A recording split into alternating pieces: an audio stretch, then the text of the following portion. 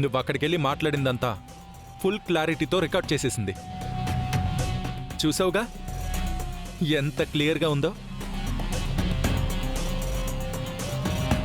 దాన్ని కూడా నువ్వు ఏఐ అని ట్రెండ్ని ఫాలో అవుతూ కొట్టి పడేయాలని చూస్తున్నావు. గ్రేట్ పిన్ని. పూసలు అమ్ముకొని కొంతమంది కుంభమేళాలో ఫేమస్ అయితే పూసల దండతో నువ్వు దొంగవయ్యావు.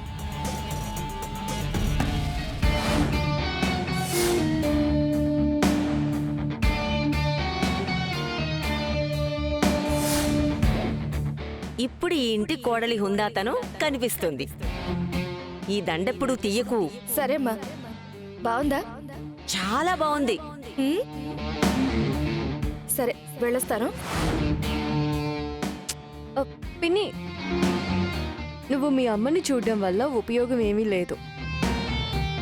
ఆ రోజు మీ అమ్మని రెచ్చగొట్టింది, ఈ పూసల దండని మెడలో వేసేలా చేసింది మేమే.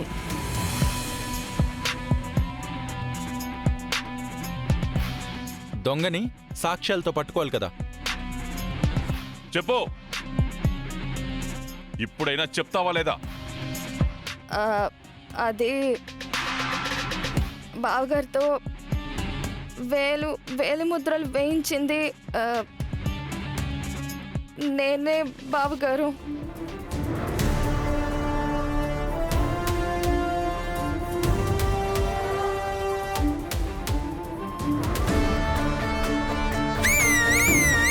సూపర్ బావగారు, ఇదిగో కూర్చోండి బావగారు. బావగారు కూర్చోండి బావగారు.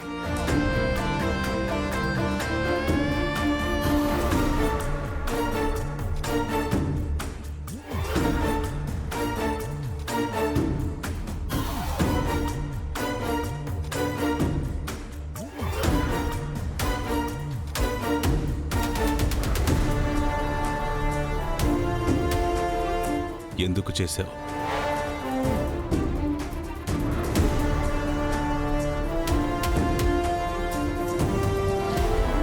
ఎందుకు పిలిచానంటే మీ పొలంలో శివలింగం పడింది. 10 ఎకరాలు, దాని వెనుకున్న 100 ఎకరాలు నాదే. ఆ 10 ఎకరాలు అమ్మమని రఘురాంని ఎంత ఫోర్స్ చేసినా కూడా రఘురాం ఒప్పుకోలేదు. అక్కడ దేవాలయం కడితే ఫ్యాక్టరీ కట్టాలన్న నా కలగానే ఉండిపోతుంది. ఆ దేవాలయం కట్టకూడదు. ఆ 10 ఎకరాలు నాకు కావాలి. ఇప్పుడు ఇంట్లో పెత్తనం, అధికారం అంతా నీదే కదా. ఆ పెద్దరికం నీకు నెల రోజుల పాటు కాదు, జీవితాంతం నీకే ఉండిపోయేలా చేస్తాను.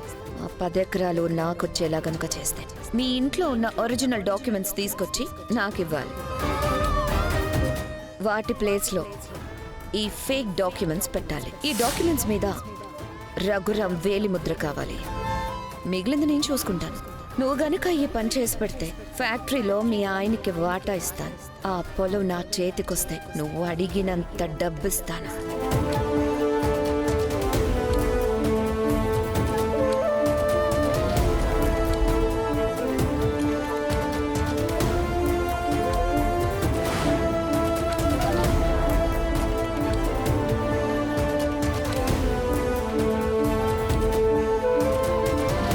మొదటిసారి మా ఇంటికొచ్చినప్పుడు మర్చిపోయాను, మన్నించు.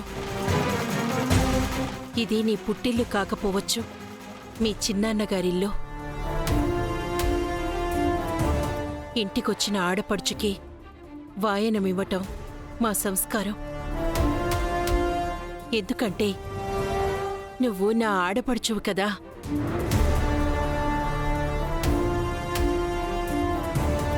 మొహం మీద చెమటలు పట్టి 5వ తనం చెరిగిపోకుండా ఉండాలంటే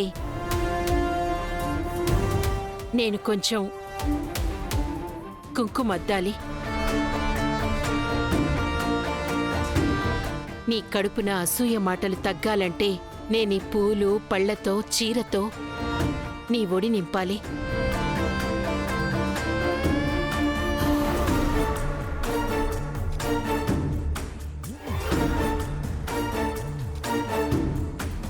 ఏంటలా చూస్తున్నావు? నువ్వు నా మీద నింద వేసినా నేనింత అభిమానంతో ఎలా మాట్లాడుతున్నాననా? నేను ఈ ఇంటి కోడలిని.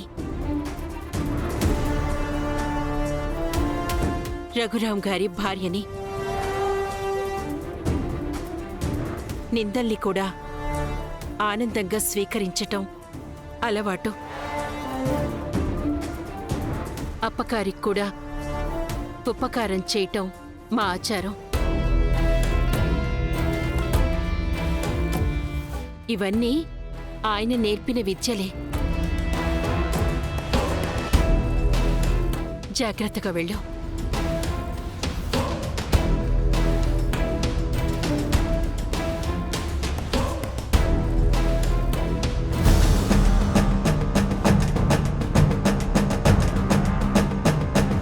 ఇంటికొచ్చిన ఆడపడుచుకి వాయనమివ్వటం మా సంస్కారం. ఎందుకంటే నువ్వు నా ఆడపడుచువు కదా. అప్పకారికి కూడా ఉపకారం చేయటం మా ఆచారం.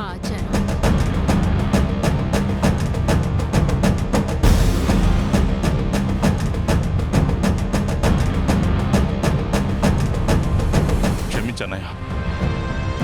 పార్వతి తప్పు చేసిందంటే నేను చేసినట్టే. దానికి ఏం శిక్ష విధించాలో నాకు తెలుసు అన్నయ్య. నాకు వదిలేసి ఆ శిక్ష నేను అమలు చేస్తాను.